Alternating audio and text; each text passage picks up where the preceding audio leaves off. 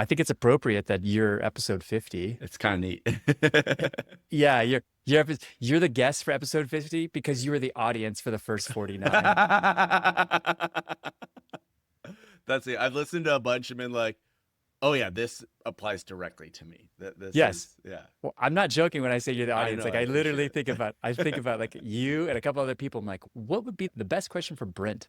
Which is great. I mean, I love that idea of like, for me, it's just way easier to come up with questions and like formulate a conversation if I Sure. can think of a few specific people. I remember That makes a lot Tim of sense. Ferriss said that that's how he wrote the 4 Hour Work Week. Yeah, He right. just, Like he wrote it for a friend, right? And yeah, then just like, literally as an email because yeah, he was like basically having writer's block. So it's been a good hack for me to think of like, what would be useful for Brent in this conversation? I Well, appreciate it. because you're kind of like the, well, for lack of a better term, the core outdoors network poster child of like you Yeah. are I think you're the first brand to kind of come through the full cycle Oh, here. really? Yeah. I mean, that's awesome. And I feel like core is like critical to the like the foundation of GOSO Cookware. Like being part of it from like as you were saying, from like almost every step of the way, there's something that was like super helpful that it could be traced back to like being part of core.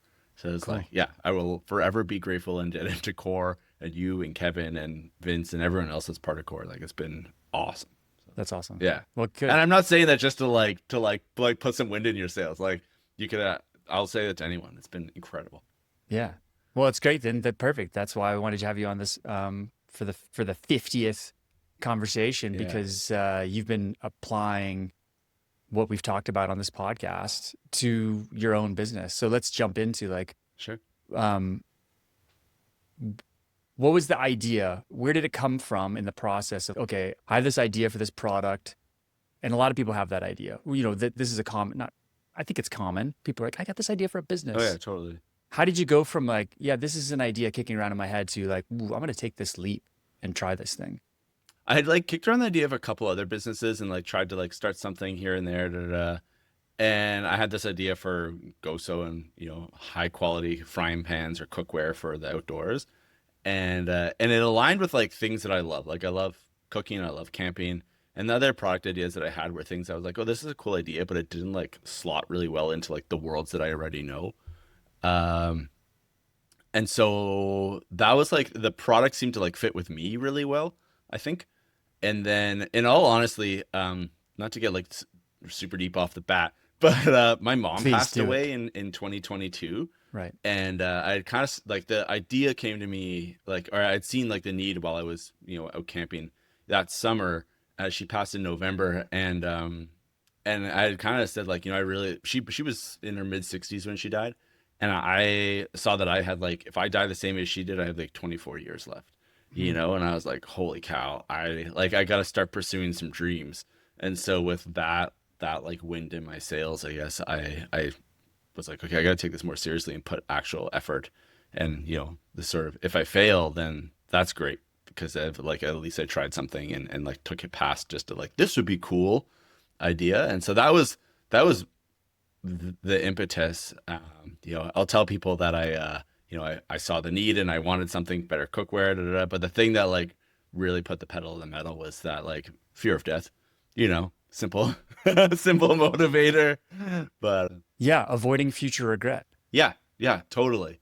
Yeah. And I think that was actually kind of like comforting in some way that it was like it was impossible to fail. Like if even from like a business perspective, if like totally went bankrupt and like the idea didn't work and I was deeply indebted, there would still be like an aspect of success in that like I pursued and I tried something that was like something totally different for me. I don't come from a major business background. This is the first business I've ever started, like all that sort of stuff. So it was like taking a big chance and like betting on myself. And there's no such thing as failure. It's just like learning opportunities.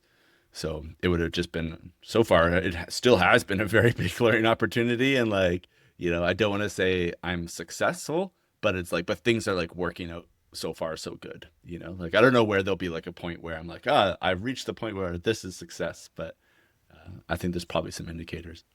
Well, you have until the last question of this interview to figure that out. Okay, phew. Well, So let's try to drag this out if we can. yeah, yeah. Okay, give me some time, man. Give me some time. Okay, cool. We talked about it at the beginning. You mentioned a few things like because the core network was really helpful for you in the process of kind of getting started. Yeah. So, well, I mean, maybe we should start at the beginning. Like, what is this idea? What is this thing that you make, Brent? And then how did you use the core network to kind of get it off the ground from 0 to 1? Yeah. So what is GOSO Cookware? So GOSO Cookware is a line of premium quality camp cookware or compact cookware. And so the idea is that it's taking kitchen quality cookware and making the packed form small enough that you can take it with you wherever you go. But when you're using it, it feels like cookware you would have at home or you could find in a commercial professional kitchen. The base of it is a carbon steel frying pan, and there's a lot of benefits to carbon steel. Primarily, you can use it on any heat sources, no toxic coatings. It's super durable, easy to care for. But what really sets us apart from other carbon steel cookware is a completely removable handle that we created to make it so that the handle easily comes on and off. It's a super simple design and quite elegant, I would say. And yeah, it can fasten anywhere on the pan, so there's no hardware attached to the pan. So it makes it super compact when you're using it, but also makes it so that it's easy to take the handle off, all sorts of stuff like that. So Cool. How did you utilize the core network and the people within it in the early days? yes, so I got connected to Core very early on in the ideation process. I mean, full transparency, you're my neighbor. I met you walking my dog, and I knew that you were involved in the outdoor industry in some way. And I had started doing like an online business program, like a Mary Forleo online business program that my partner had signed up for. And I was like, do you mind if I just run through this? And so I was doing that. And then I got to the step where it was like, interview other people you know in the industry you want to go into. Asked you if we could go for a walk. And you're like, hey, do you know that I do business coaching? And I was like, oh, no, I didn't know that. And that was sort of my introduction to the Core network. And so got connected to, well, I guess that was venture acceleration program, but it all kind of weaves together. But got connected to mentoring, and through that was able to meet all sorts of people that helped me along the way, from people that had previously run Kickstarter campaigns, like our friends at Will Delore or Cam Shoot, who helped me design the handle, and then also more with like a huge community of people that had like done the thing already of like start a business and knew what it was like, and then also finding people that were in like a similar place in their in their journey, that were had an idea and were starting businesses and that sort of stuff. Yeah, all along the way, like that encouragement and support, continuous like business coaching support through Core has been incredible. But I think as you often say about the Core conferences and stuff like that, it's like that connection, just like meeting people and the things that happen in between. All those connections have been really helpful, whether it was like it came to something that was very helpful or led to a different connection with somebody, or if it was just like some support. So I think it's like a balance of like finding a community to grow within that was like a very like fruitful soil to plant a seed in, and then that like real tangible support of like business connections, mentoring, design help, all this sort of thing, one thing after another. I struggle to think of what would happen if I hadn't like found Core, because I think that like other ideas or like businesses that I had wanted to start in the past, and like I think there's a good reason that they fizzled out, is because they were in a silo and they weren't like in a community that they were growing in. Yeah. Yeah, and I think that's one thing that you're really good at is like you're very relational and like you're gonna go reach out to people and find, and we'll talk about this and Sure. how that plays out in different parts of your business as well. But I would definitely say, I mean, I remember that first conversation about this. You told me this idea about these pans, and I was like, I hear about people's businesses a lot, and I don't ever like crap on anybody's business ideas, but I don't always be like, that's a good idea. You should do that. Yeah. And I remember that hearing you say, I was like, that's a good idea. There's something there. Let's go. Oh, I appreciate that. Yeah. Yeah. I really enjoyed those like early days of just, what's the term? Like swinging for, I don't know, trying to hit home runs all the time, or just like, like just taking huge swings and calling people and be like, hey, I'm just this dude trying to start a business. Do you want to chat? And I was constantly amazed how many people were super supportive and were like, yeah, man, I'll give you 10 minutes, 15 minutes. I talked to a founder that I managed to connect to through just a message board, and like reached out to him and was like, hey, could we chat? and I had this idea and have this idea. Can we chat about it? And he was like, yeah, sure. He talked to me for like an hour and a half, and just like, and it was really appreciated because he wasn't just like, that's a great idea, go for it. Da, da, da. He was like he was pretty skeptical, but at the end of it, he was like, oh, good luck, man. Like, I think you got something, and give it a try. So it was like encouraging and like reality, which I thought was really nice. So Yeah. And people that have been goes really back to this. supportive that way. Yeah, this relational. You're really good about just asking people like, hey, does this work? And not, you said silo a second ago, is like, yeah, I think that's the hard part. I mean, I think my personality is a tendency to like, I'm gonna go inside myself and try to figure this out on my own. And Yeah. and yeah, I'm sure you have aspects of that as well, but like you do a really good job of asking for help and like looking around at what the world around you and be like, who else is doing this? Yeah. And yeah, Thank you. I'll applaud you on that. Yeah, and thanks for being that. I mean, full transparency, we meet on a regular basis and talk and talk about GOSO. Yeah. And I've been there from like the beginning, and it's been awesome. So this is a conversation that I don't know the answer to these questions, but I've been in it from the beginning in some way. So it's still entertaining to like hear your perspectives. And going back to what you said about launching this like regret minimization, like doing this thing because my future self is going to thank me for trying this at least. Yeah. And it's hard to get over that hurdle. Like that's the first step, is just like, am I going to try this? Am I really going to commit doing this? Yeah. And you had to go develop, you mentioned working with Cam Shoot, you had to develop a handle to go with this. That was kind of like the crux part of the product. It was like, how do we make this handle work?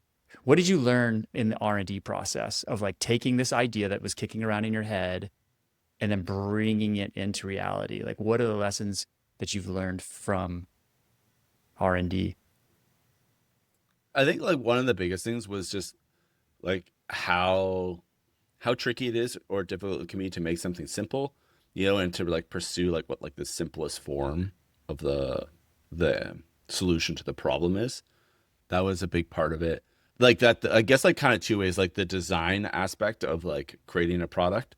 There was a lot to learn and like so many details to figure out. And then like the other side of it is like the actual manufacturing side of things, that there was like, I had no idea. And, there's like so many people that I'm so immensely grateful for that molded my expectations and like really helped me like find success. And like working with Cam, I have to say, it was like, he's definitely like a pillar in that. Not only did he help design an incredible product, but like his connections within the manufacturing industry and just him be like, I'm not sure you should do that. Maybe you should do this, but also willing to be like, well, if you think it's a good idea, like give it a try and figure it out. So yeah, there was so much learning in both of those places. I think the design and manufacturing. At some point, I can't remember if it was you or if it was Cam, but I had said, oh, like I want to create this product. And you're like, well, when do you think you'll bring it to market? And it was like, maybe it was December or something like that, or maybe like November, we're having this conversation. And I was like, well, I think I'd like to deliver it like in May. And like, whoever it was just laughed. They like straight up laughed at me. And I was like, oh, this is not unreasonable. And like, they're like, yeah, dude, I'd like another 12 months onto the expectation.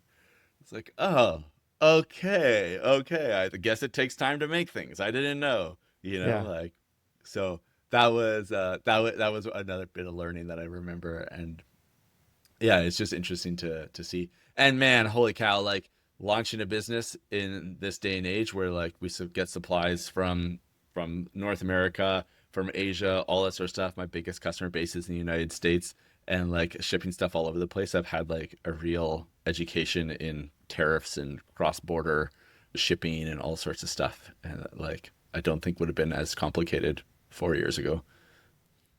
Yeah, the tariffs definitely make things complicated, while at the same time, you basically run this entire business off a laptop as a solo dude, which is Yeah. is also kind of amazing. Yeah. So, sometimes I'm like, what am I doing? This is crazy. But yeah, it's wild. How did you determine, you mentioned like talking to people, talking to other founders, you had an idea, talking to Cam, talking to myself, asking people questions. How did you determine like, okay, here's an idea, I'm putting it out into the world. It sounds like a good idea. I'm getting some feedback. People are like, yeah, okay. But there comes a point where you're like, shit or get off the pot, basically. Yeah. what was that like to say, yeah, I think there's product market fit here. I'm going to go for it. I talked to a lot of people. So I launched the product in 2024 with a Kickstarter campaign in 2024. In the summer of 2023, I went to a whole bunch of in-person events and spent like 2 or 3 days just like walking around like overlanding events and adventure van events and just asking people, being like, hey, what are you cooking on? What do you cook? What do you think of your cookware? Asking people a lot about those questions, both like participants and other businesses that are in the industry. I connected with people who were like established, like either content creators or people who really are established cooks or chefs in the outdoors, saying, hey, what need do you have? Making sure we have the problem to solve. And then I also hit like the message boards really hard and just asked everyone I knew if they could fill out this quick little survey, put it on like all sorts of message boards saying, hey, could you guys help me out? This is what I'm doing.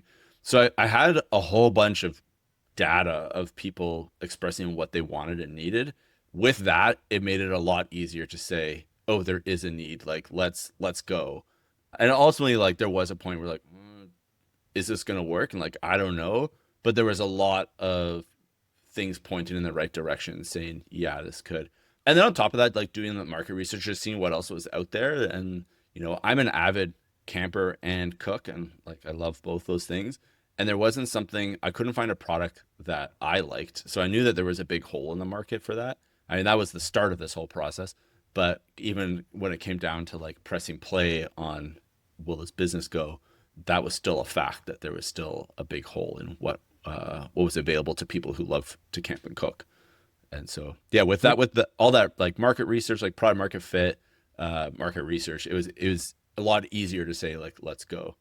And did you tell people like when you're meeting them in person at these events, like, hey, I'm thinking about starting my own camp cookware?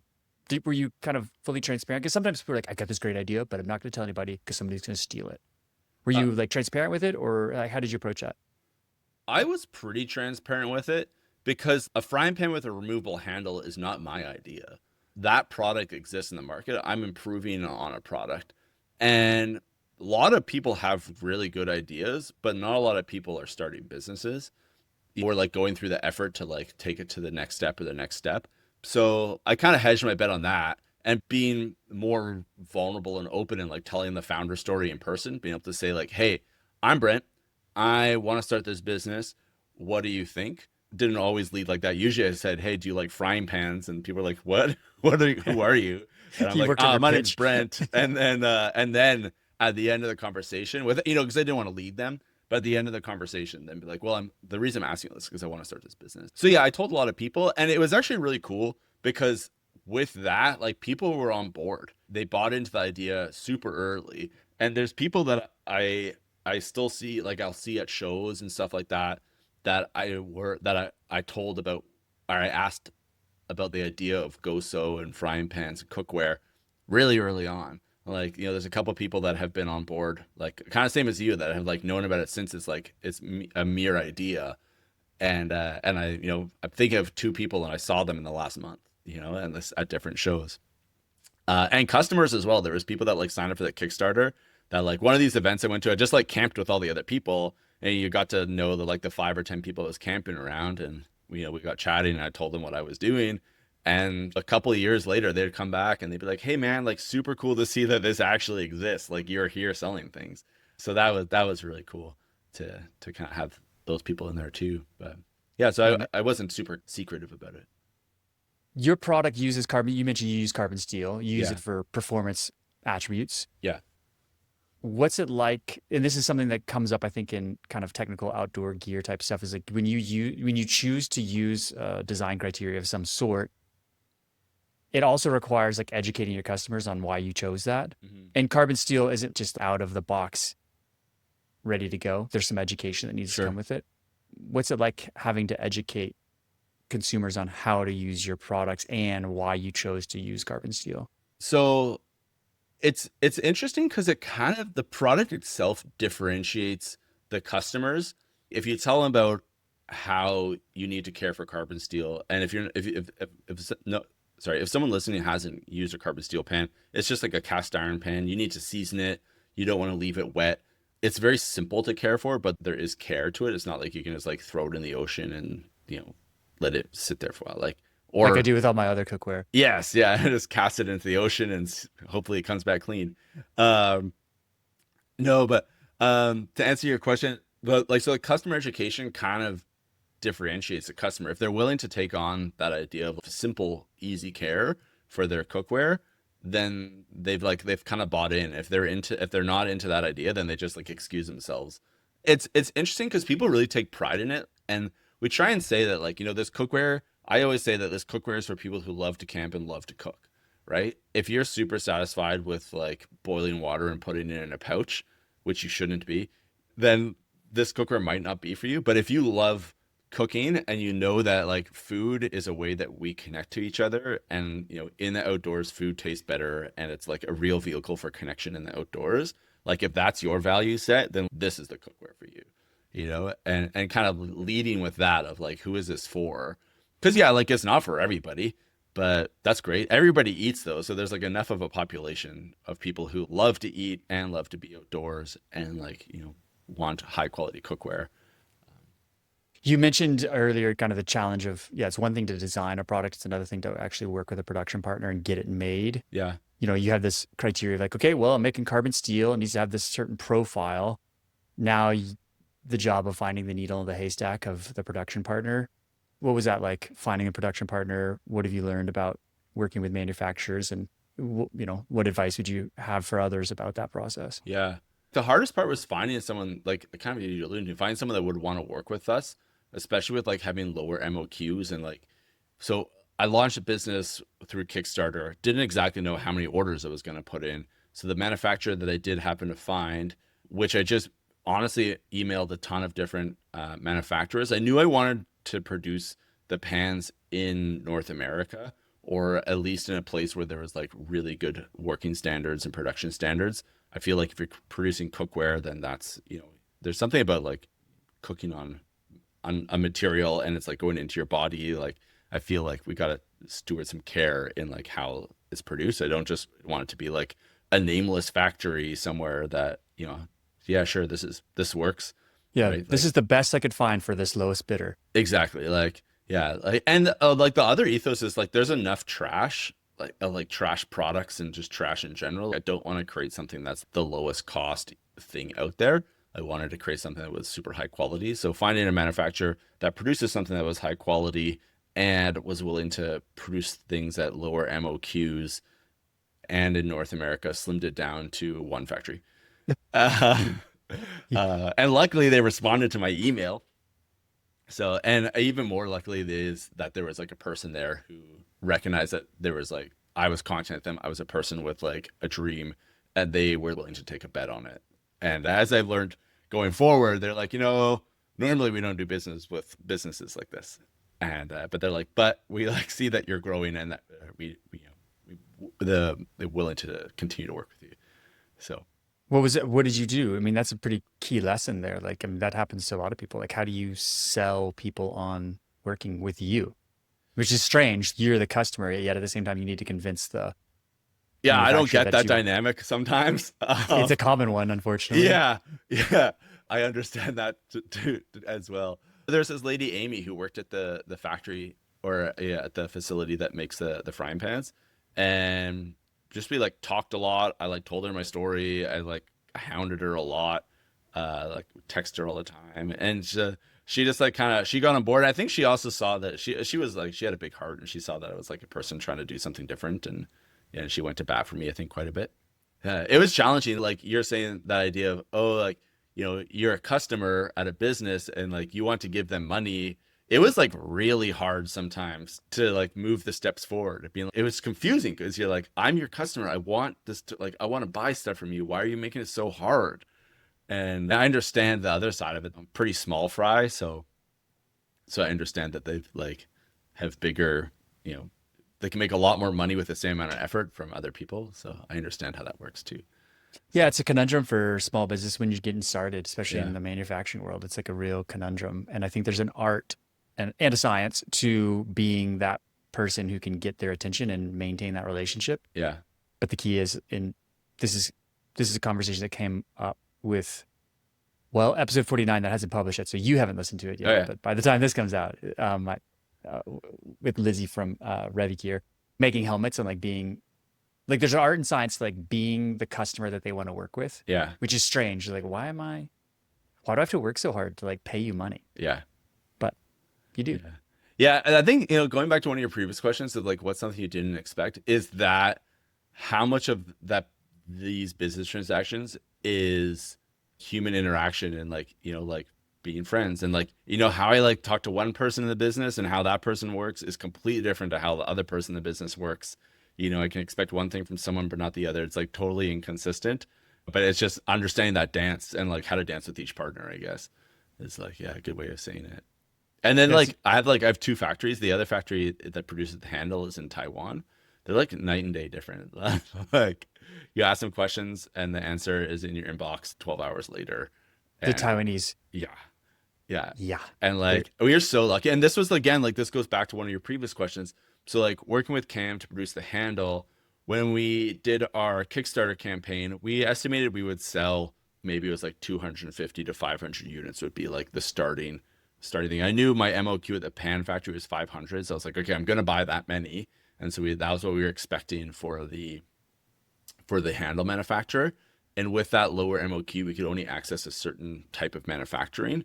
But luckily, our Kickstarter campaign was way more successful, and we had close to 1,000 customers, just under 1,000 customers, or backers as we call them, that backed the Kickstarter campaign, and that allowed us to access a better manufacturing facility. And that connection was 100% through Cam and a factory that he'd been working with for a really long time. And he said, these people are incredible. They're amazing to work with. They're going to make a better product for you. That's so true in every single way. And like they were looking out for different things that we hadn't considered, and they were just super amazing group of people to work with. Yeah. Relationships matter for sure on that side of the business. Well, every side of the business, but it's reinforced there. You talked a second ago about carbon steel, kind of the premium product. The premium product deserves a premium price. Yeah. And I remember the conversations around setting prices, and this is where sometimes we can trip over ourselves as entrepreneurs because we're like, "Ooh, really? This is how much I need to charge for this?" And the second guessing that goes into, there's a lot of self-doubt that comes with setting your prices, which is strange Yeah. to think about. Dude, I tripped over this yesterday. Nice. Yeah. Okay. We're still here. Yeah. I mean, I have the same thing in my own business now, right? Yeah. Like it happens. Like, is this value? There's a value here still? Yeah. Talk to me about what it was like to go through that process. I mean, either yesterday or 2 years ago when you started the pricing. Yeah, it was interesting. I'm just thinking that like another person that I connected with through Core was James Friedrich, and like I also worked business coaching with him, and like I did a lot of like pricing work with him as well. It's tricky because like there's some part of me that thinks my product is expensive, but the truth that I know is that it's actually really good value, and it can be both those things, right? Like it's not a low price point item. But when you look at a North American made carbon steel frying pan that has a very unique handle, like you could go into a kitchen cookware store and buy a similar quality piece of cookware and it would be a similar price, but the handle is just a flat piece of metal that is welded or riveted on. So for the price, we actually have a really high value product. I think that a lot of people in the outdoor industry are used to paying super cheap prices, but again, you'll see different customers. Some people come and they see our product and they're like, "Oh, this is really good value," because they know they know what high quality cookware is and like how it is valued. And just having to explain to some people, this is a frying pan you're buying forever, and it's not going to wear out, it's not going to break, it's not like it's very simple. You don't have to buy another one in 5 years. Like this is it. You just have to think about it once. And so there's a monetary value in that. Explaining the level of quality of the product to the consumer, then they're able to understand like why it is this price. And again, it's not for everybody. Like if you don't value cooking and you don't value, high quality things, then that's okay. Then there's lots of cheap frying pans out there. There's lots of cheap cookware. Like knock your socks off. So how do you keep tripping over this? So Like, what's the psychology behind it? You know what I mean? For yourself. yeah, I'm like, oh, would I pay that for this product? And I'm like, oh, it seems expensive. Yeah. So yes, I tripped yesterday. I was in the store and I saw there was a carbon steel wok with a straight wooden handle, probably like double the size of material of my pants, but it was like trying to remember. It was like about $80 more than what my pan would cost. And I was like, holy cow, that's expensive. And I said to my partner, I was like, do you see that carbon steel walk in there? And she was like, what are you talking about? That's valued in the same way that your product is. And it's made in Japan and it's a very nice piece of cookware. And I was like, yeah, I guess so. You know, the metal on their pan is a bit thinner. There's a couple of small differences. My handle's better, obviously. But yeah, I was like, oh yeah, no, that product is probably priced correctly for the value that it brings the consumer, and like my product is also priced correctly for the value it brings the consumer. And if sometimes people come to our product and they're like, dude, this is really good value, and then I'm like, am I underpriced? Like, but I don't think so. I meet that middle where people are like, wow, this is really expensive, and where people are like, this is great value. So I think we've probably found, like, for now, a good price to be at. That's great. Yeah. You talked about like going to overland events and kind of going to those forums, and you seem to be found the right niche. Yeah. That is, if you're gonna spend $500 on a cooler, like, or $125,000 on a van, like, on a half what's a a carbon? van. You have a van on the linens in your van. What is like what's the difference if it's carbon steel or not? I mean, I know that's not true for everybody who you sell to, but how did you land on? I mean, that's serendipitous to have a somewhat not price conscious target market in that sense. Do you find that to be, is that me projecting, or do you think that's true? The market is evolving. So I think that there's definitely like price sensitivity, but I think that in that market, like, it pre-selects for people. It's not as much that people aren't price conscious in that market, is that people in that market, they really prioritize things that work and things that last, because they know they're going a long distance and they need to rely on stuff. And so they don't want things to fail, and they don't want things that are cheap. And so it's not that they're price insensitive, it's that they understand value and paying for like a high quality thing. And they don't mind putting out a lot of money if it is of good quality. So I think that's what kind of differentiates that market, is like, yeah, they'll buy a Sprinter van because it's a very good vehicle. It's very reliable. It's made really well.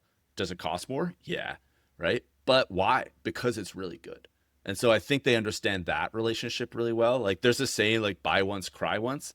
And that's kind of like encapsulates that. I think it should be the other way around, like, cry once, buy once, but semantics. But, like, encapsulates that idea that it's like you pay for quality, and people understand that, I think. Yeah. Yeah. So you jumped into Kickstarter. That's how you launched this GOSO Cookware into the world. And like you said a second ago, it was more successful than anticipated. Yeah. So you were very strategic in how you approached your Kickstarter plan and what you did. So talk to us a little bit about like how you built up the strategy and what you did tactically to then get such a big oversubscription on what you're offering. Sure. So I think, like, overarching, the best thing I did was ask for help. Nice. And first on asking other people how they had run their successful Kickstarter campaigns.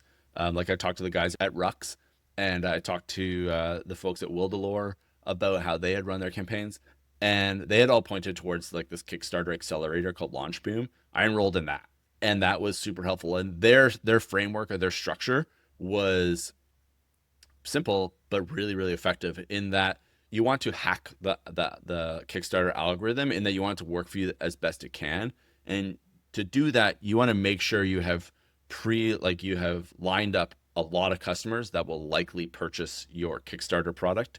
And so what you do is you have a major sale for the first 24 hours. So your Kickstarter launch deal, 40% off, whatever it is. And you pre-select those customers by pre-selling them access to that launch day deal. So all of these customers, they pledged $1, and that dollar allowed them to access our launch day deal. If you hadn't pledged that $1, then you couldn't access the launch day deal. And the value of that was like getting people excited, but if people are willing to give you $1, then they were also probably willing to give me $200. But if they were only just going to give me an email address, that didn't pre-select for people that were actually going to buy the product when it came to the day to do it.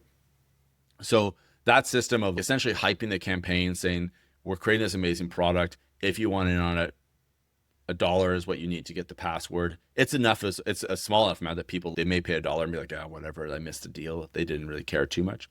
But a lot of people really value that dollar and showed up for our first day, and that helped us launch. And so what that did was essentially, from Kickstarter's perspective, it looked like, oh wow, a ton of people want this product because we set our funding goal at a certain level. We surpassed that funding goal really quickly. And that's kind of the goal, is to surpass your funding goal as fast and as far as possible in a short period of time. Right. Yeah. Funny story. I kind of messed it up. And that, like, I mistakenly put the campaign live 14 hours before it was supposed to go live. And keep in mind, I've been like building for months to like this moment. And the idea was that as soon as the gates open, a flood of backers come in. And I had opened the gates before anyone was standing there. Right. And luckily, a lot of people got alerts that said, oh, this project is open. You can now back it. And so I went to bed being like, what have I done? I've ruined like my Kickstarter campaign. I've ruined all the work that I've been leading up to. And when I woke up that morning, I woke up pretty early. The Kickstarter campaign was supposed to launch at 7. And I woke up at 5:30 and checked, and the campaign had actually passed its funding goal already. And so when the quote unquote official launch at 7 a.m. on July 16th happened, people showed up and the campaign was already funded. So like this mistake definitely worked in my favor. So all those people that were like, they were ready to back but weren't know if it was going to be successful could back a campaign that was successful. And so they showed up, and that day my first reaction was like, oh, I got hacked somehow, like, because I just saw backers coming in and like backing the product. And we had a TV set up in our kitchen. It was like election day to like, when are we gonna be successful? And at breakfast, we were like, oh, this is gonna work. And it was crazy, dude. By the end of the day, we had raised over 100,000 Canadian dollars. And like by the end of the month, it reached 166, I think, thousand. And and close to just as 940 backers, I think, is what we had at the end of the month. So we ran it for 30 days, and and then it was hit the ground running after that. And it was like, oh, I have a business I need to run now. This isn't just a dream, or we're not just selling hopes and ideas. We're not just selling hopes and dreams. Like, now we have to actually do the thing. So. Yeah, that's my next question. Before we get to that, what happens after Kickstarter? What did you said? You got kind of people anticipating this pre-launch deal. They paid you $1. How did you get the word out? How did you cast a net wide enough pre-Kickstarter to get those people lined up? Like, what was the tactic to get people lined up and knowing about it? So this was in like 2024, we launched the campaign. So it launched in the middle of July. So from the middle of July in 2023, the year before we had been essentially collecting emails and collecting data. And I talked to like hundreds and hundreds of people, and like had a lot of people that filled out my survey. And so I had all those emails, but then I just ran like a ton of meta ads promoting the campaign, and just like awareness ads, just to drive awareness to a landing page. People went to that landing page, and that's where they could put their email in, sign up for the $1.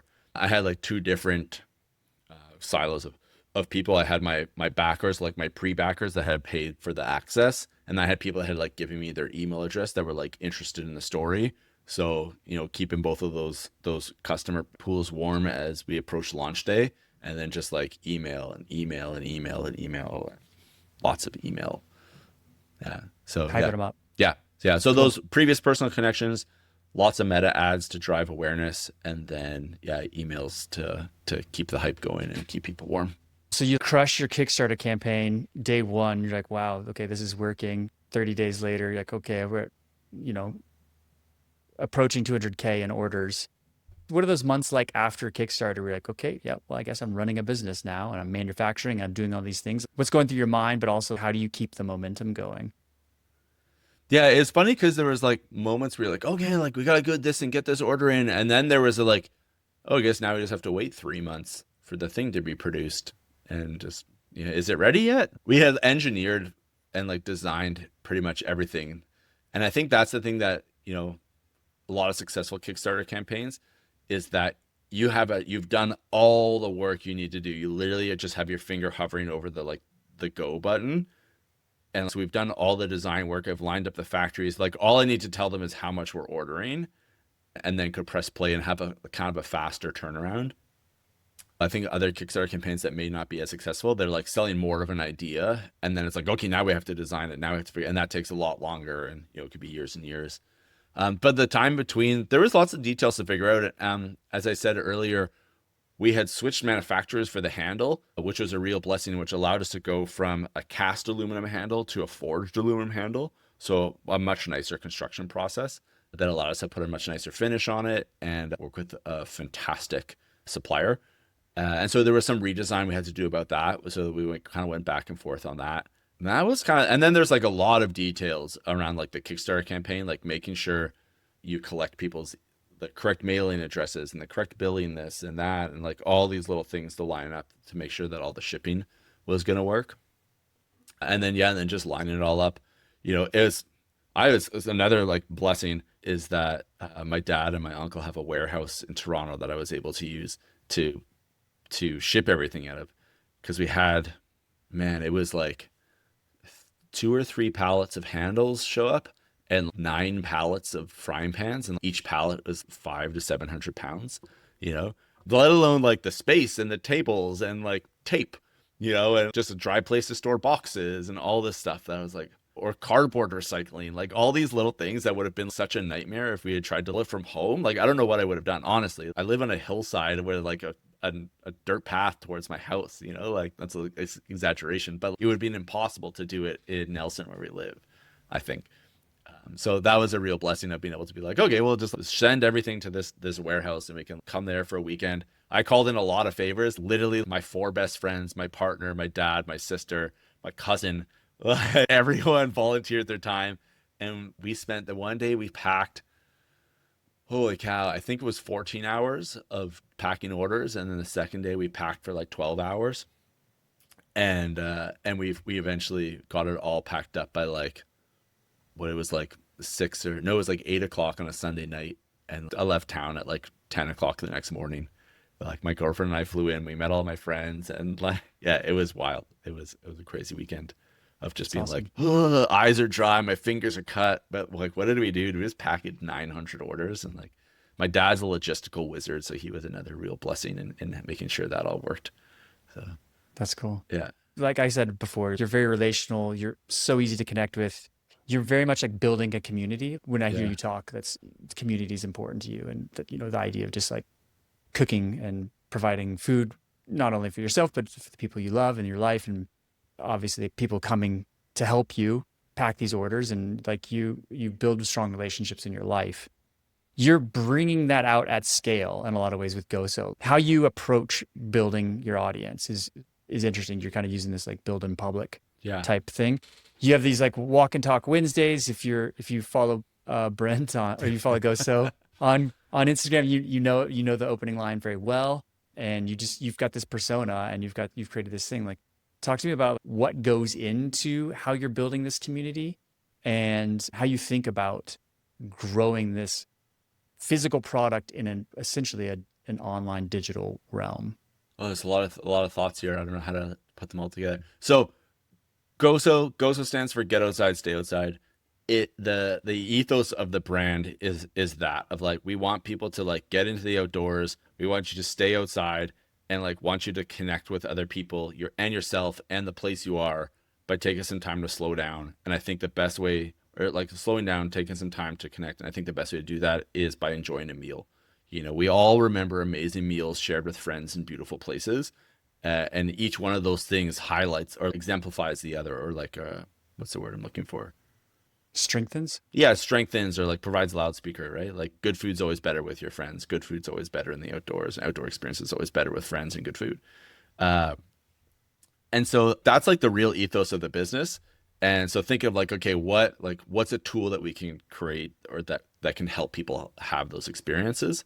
And there's great coolers, there's refrigerators, there's great recipes, there's stoves, there's all these things. But I think it's the cookware where it was lacking. And so, yeah, that's the ethos of the business. And building in public, that like creating that community it's a lot of it's channeled or is like influenced by the fact that it's fun.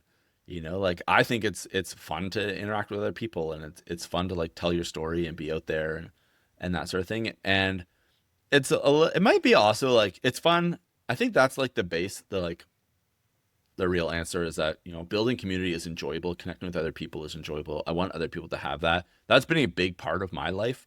Growing up, my family connected around food and gathering, and, you know, with my own friends now, like it's something that like we do commonly is like go camping and make epic food together. Like it's, you know, a thread of connection through a lot of my life and my friends' lives. And I want to spread that around. It doesn't have to be an epic meal. I think that's the thing is like, I like to be like, oh, we're making great meals. It's up to you as what a great meal is, right? As long as you're enjoying yourself and cooking something that you like. I strongly encourage people to challenge themselves and cook different and great things.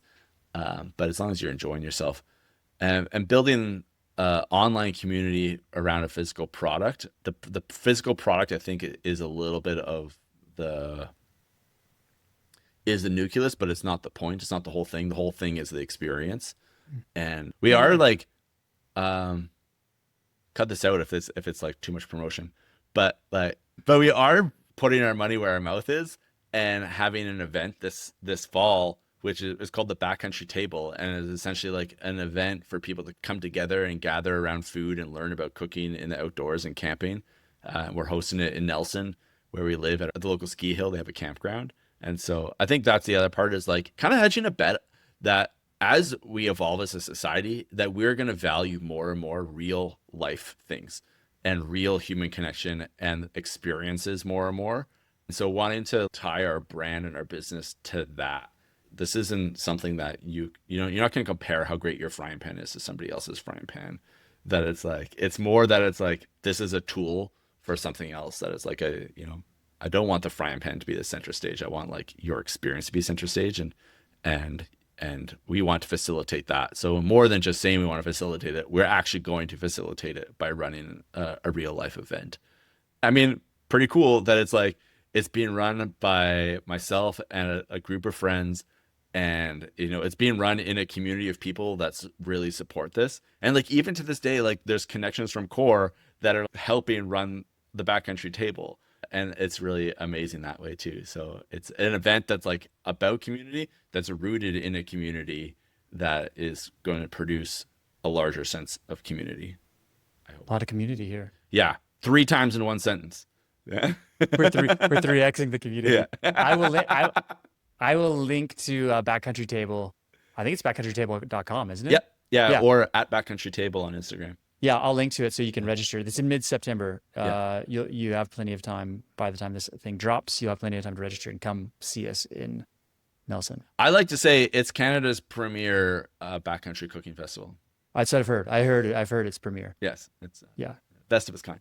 nice. And there will be GOSO products available. I'm Yeah. sure. Yeah. There'll be some GOSO products and a couple other like partner brands that are coming on board. Some people that that's kind of neat, like brands that I've met through the journey of building the business. People that have, you know, give me advice, or people. Another brand that's coming out is people that I was like in Kickstarter with at the same time. So That's cool. Yeah, it's really cool. Very cool. Yeah. Speaking of that, who are some of the brands, or what are some of the brands, or who are some of the founders that have been you look to for inspiration, or you look to for like, that's, I like what they're doing there.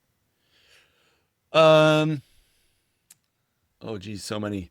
Pete from Moscow Moto has been like a big guiding light, or someone who I've really looked up to. He's the person I referred to earlier that I had like an hour and a half conversation about, that I met online. He's been really supportive, a really nice guy. Pete's been awesome. A couple other founders that are like, I mentioned, that are like kind of in the same place as me, and just being able to like compare notes with has been really nice. There's this company out of Vancouver called Chuck. They make like a Chuck box for camping. And we met in Kickstarter, and it's been really cool to connect with them and kind of see how they've grown. Geez Louise, the guys from Rux were really supportive of GOSO really early on as well. And that was really cool meeting them and just seeing their story. They're obviously like many steps ahead of me, but being able to connect with them and see where they're at. And so many like, there's so many like little bits and pieces of people who, you know, I had a 5-minute conversation with, but it was like really aspirational, or, you know, we're like interesting how like accessible people are. I met really early on the guy who started Bare Bones. Do you know that company? If I do. You have you ever heard of the Cricut? It's like a CNC. Oh yeah, totally. Yeah, scrapbooking thing. Yeah. So, and you've probably heard of Goal Zero. They Yeah. make like solar stuff. Same dude started both those companies. Jeepers. And then he started this company called Bare Bones. So Bare Bones makes like, they actually made carbon steel frying pans at a point, but they make lanterns and like kind of like high-end camp stuff that has a very classic design aesthetic to it. It's cool. It's like high quality stuff that has like is designed for the outdoors. But I met this guy. His name was Mark, and he had established or founded these 3 businesses, sold the first 2, and they all had this like the Cricut, not as much, but Goal Zero, and they had this other business where they made emergency shelters for like refugee camps and disaster areas. And he had this like underlying ethos under all of his businesses that they were like to serve not the customers, but they were like a vehicle to serve populations of people that were in need of some sort. So like the solar power stuff, the reason they brought it like to market was so that they could provide more solar power to communities in need. And the Bare Bones business, he was like, yeah, this is a business, but like the function of this business is to fund my emergency shelter business. And it was this dude, he was just sitting in his booth, and he was different because he was probably in his like late 60s. And I was like, hey, like just got chatting with him. And I was like, so what's your role here? He's like, oh, this is actually my business. And then like I had done some research on their business before. And so like I kind of knew who he was, and I was like, holy shit, this is the founder? Like this guy started Cricut at Goal Zero, and he's like sitting in a lawn chair at this show. Like this is crazy. And so The hustle never dies. no, right? Like, yeah, I think that's one thing that's been also really refreshing about entering entrepreneurship in my 40s. I came from being a high school teacher into this. And I will say, like, my parents are both entrepreneurs and had businesses. And my mom was like an artist, and she sold personalized pillowcases and pajamas and stuff. And my dad and his uncle had a business. And my parents immigrated to Canada with my grandparents, and they bought a hardware store. So like, I bet all that is to say is that like entrepreneurship is something that's been like in my family and like been surrounded by, but wasn't something I pursued myself. My parents, like growing up, they're like, don't start your own business. And I can understand why they say that. Yeah. And I'm sure many people listening to this understand that side of the coin and the other side of the coin too. Like on the other side, my parents are both really stoked. Well, my dad is, and my mom would be on the idea of GOSO. But all that is to say is that the thing that's been so refreshing is the people that I've met in founding a business they're so interesting.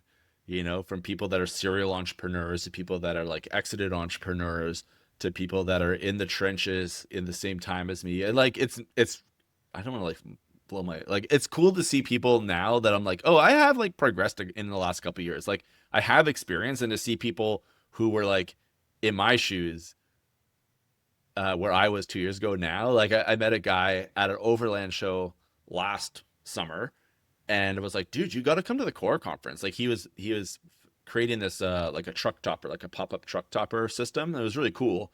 And I was like, you got to come to the core conference and like come check this out. And then I kind of forgot about it. And then he was there, and I was like, dude, you came. How cool. And he had a great weekend, and he had really benefited from it. So it was cool to like, yeah, see different aspects of that. And I've talked about that before, I think, is that, oftentimes we look at the entrepreneurs who are like 10, 20, 30 steps ahead of us, which is fine. Yeah. It's interesting. But what we really need to do is find people who are just a few steps ahead of us, because they're easy to relate to, and it's fresh in their mind of like what they did to overcome that thing. Yeah. And so you are in that spot now, right? Like Yeah. you are 2, 3, 4, 5 steps ahead of some people who are listening to this right now, which is cool. Sometimes when you're in the trenches, as you said, you kind of forget, oh, right, I've acquired wisdom along the way here. Yeah. Yeah. And as you said earlier, when you're just like one guy sitting at your laptop, like trying to run a business, you forget that there's lots of other people who are doing the same thing at the same time. Lots. Yeah. Yeah. Okay. So that leads me to this question of, we've talked about before, the entrepreneurial roller coaster, the ups and downs that come with riding it. What do you do when you're in the dip of the roller coaster? What keeps you at it and moving forward? I think just like recognizing that I'm in the dip, like that it's not forever. We had a conversation a couple months ago, and it was in a time where I was like in a dip, and you were like, yeah, but like this is just this month. And you're like, what about like next month will be better, right? And I was like, yeah, actually next month should be a lot better. And then it was like, oh yeah, I'm just so deep in the bottom of the trench that like it was hard to see the other side. But like the nature of a dip is that it's like it goes up and down, right? And so just remembering that it's just like, and it's just perseverance, patience, positivity, perseverance, like the three P's. It just, if you just keep moving like one step forward a little bit, pick something to move a little bit forward, and you'll keep the momentum going. And thinking back, I often think back to like a presentation I saw at the core conference by James Friedrich, and he was saying most businesses die out at 5 years, by 5 years, and it's like a game of attrition. So like the longer you can last, the more likely you are to be successful, and the less competition you have and all that sort of stuff. So keeping that in mind, there's just, and that like any goal is just small steps forward, one after the other. Just don't stop, don't quit, and you'll probably get where you're going. It may be slower than you want, right? Maybe it'll be faster sometimes. But yeah, it's just that. And I think as well, like there's a lot of self-compassion that I've heard you need. If someone can tell me how to find some, that'd be great. Joking, but it's of being like, yeah, I am just one person and I'm not a team of people. I'm not super experienced, but give yourself a pat on the back. Like you're doing a good job in like all things considered. That's been good for me too. Just keep in context the progress of, I can't compare myself to a team of 6 people who all have MBAs. Yeah. That's not helpful. So let's just listen to Brent today, a year after No, a About year after 2 Kickstarter? 2 years. 2 26, years. yeah, We we're launched in 2 years, yeah, 2024. Yeah. So 2 years after Kickstarter, 3 years after the idea of the business, or 3+ years after the business, you listen to yourself. You got this like business wisdom. You're like a proper entrepreneur with revenue coming in every single month. This is amazing. That's crazy.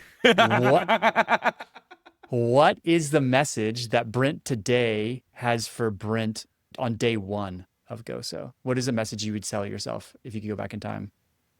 Would it be like, be patient, be excited, and make sure that you're infusing fun into it as much as you can? Because there's a lot of things that are ho-hum, or like, but yeah, remember, just be patient and don't be hard on yourself.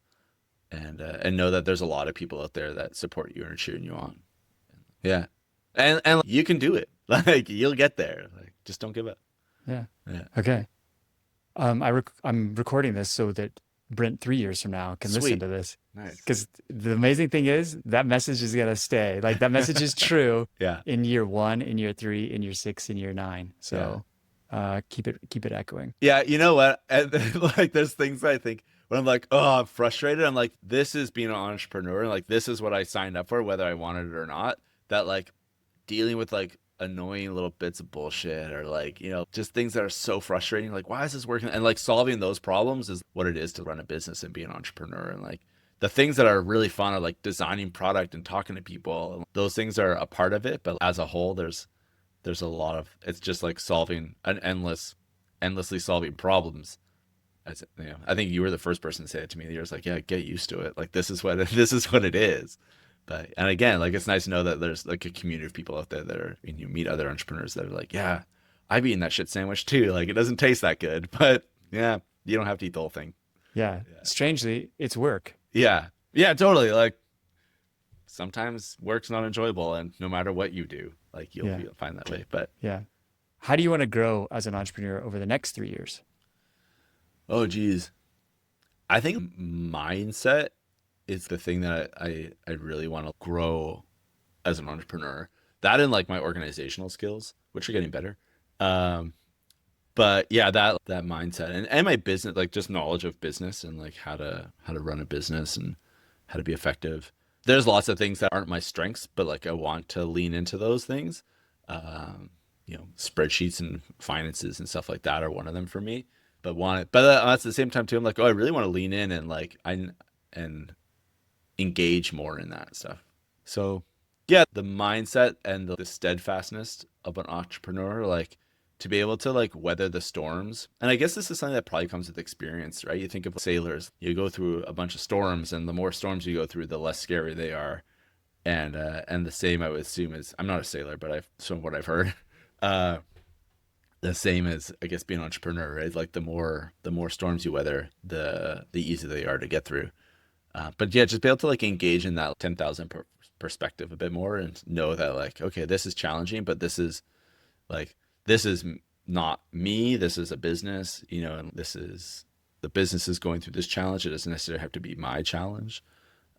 I think too, as I like get more and more into it, I need to like really separate that of like, you know, separate like working hours and life hours and like, you know, like not check my email at 9 p.m. or it's a weekend, I can just relax, you know, or what, however that may look for me. Be able to choose that it's like, okay, no, I'm choosing not to do this, but I'm choosing to do that later, or that sort of thing. And I'll add to that. I appreciate that what you just said, and I'm just going to add something to it, if you don't mind. Please. Separating the success of your business from yourself. And I Yeah. think that can be a really challenging thing, is like coming back to that roller coaster idea, is that we can tend to ride that roller coaster. If the business is in a down slump, it's very easy for us to get into that down slump. Yeah. And the opposite's also true. It's like, oh, if the business is going well, I feel good.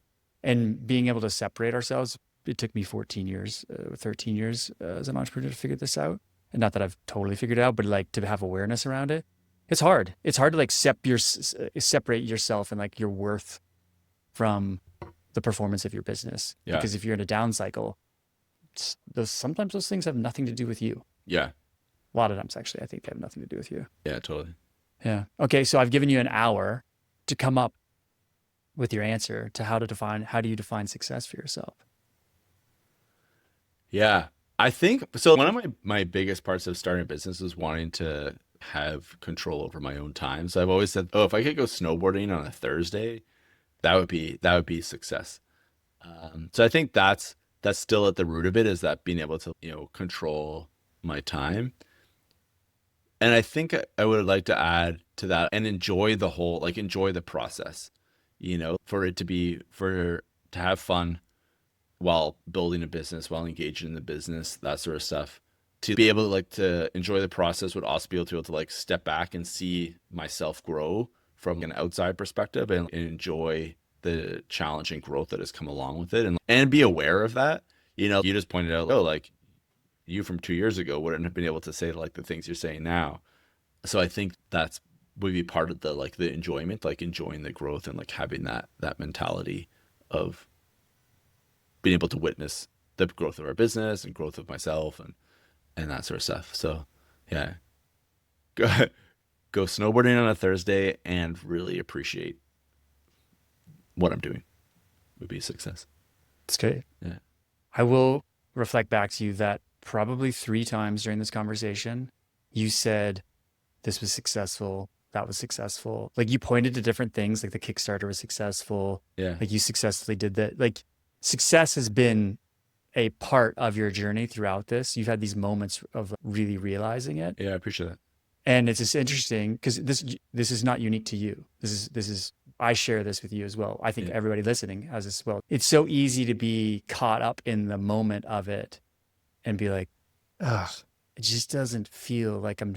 And then if you pull back, kind of like you said, to the 10,000 foot level, it's like, oh yeah, I'm literally living my dream out right now. Yeah. But sure, having a bad day, didn't hit my sales target, whatever it may be, tariffs suck, who knows? Yeah. But at the same time, it's like, well, is it working? Yeah, big picture, it's working. Yeah. Am I doing this thing? Yeah, I'm doing this thing. Success. Let's You call know, it success. One of my friends and mentors, Matt, he's a guy who built a business, exited, and we met through like doing business coaching, which was really fun. And I was asking him, like, you know, what would you do differently? And he was like, I would really celebrate the months a lot more, you know, making a point to celebrate and have fun. And we had a launch party on our launch day just to make the day a little more complicated. We threw a party that day too. And it was a lot because of Matt had been like, you need to celebrate the big things. And that's something, and I'm glad I'm saying this because I'm reminding myself that it's something that I would like to continue to do, to celebrate the big moments and the big milestones and the achievements, and, you know, to bring, just, yeah, have fun and celebrate that. So. Yeah, that's the challenge of entrepreneurship, especially in a small business, is we're constantly, it feels like we're heads down making it happen. And the thing we aim for, or the target we hit it. And then we're like, great. Okay. guess we're just on to the next one now. And I think that's really sage wisdom for Matt to give you is like, yeah, man, take a minute or a day or whatever it is and have a party for it. Yeah, I guess, I mean, that's part of being human, right? That it was like, we focus far more on the negative than the positives, that like we could win the lottery and be like, oh, that's great. But then like a couple days later, be like, my back still really hurts. Yeah. I mean, that's a weird example, but like that is to say that's like, as humans, we often focus more on the negative than the positive, and then it goes away fast. Yeah. Oh man, we could take this to all sorts of different dimensions now, because now we're into the invisible work, the stuff that I really like to talk about. Nice. But I'll cut it there. What else do you want to say? Where else do you want to land? Where do you want to send people? I'll give you the final word of this 50th episode of the Core Outdoors podcast. Oh, wow. Well, if you're interested in GOSO Cookware, you can find us on the internet at gosocookware.com or on Instagram at GOSO Cookware, GOSO Cookware. Or if you want to come to the backcountry table, please do. Backcountrytable.com. It's going to be an epic event. We're really looking forward to it. And then I would leave with saying, if you have an idea and you want to try something big, I would encourage you to give it a try. Go out there, take a risk, bet on yourself, and just don't give up. Perfect. Yeah. Cool, man.